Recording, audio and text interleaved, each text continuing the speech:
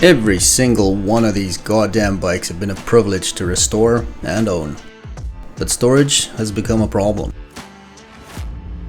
I insist on keeping them all running and charged, ready to rumble, which is hard to do when you can't even walk around them.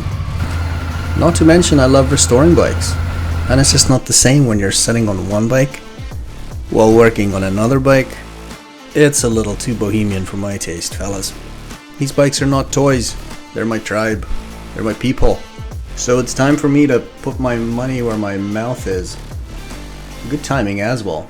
World economy's in the shitter, I got laid off and my business is going from hero to zero in a matter of 6 months. Still, this will give me more time to work on them bikes.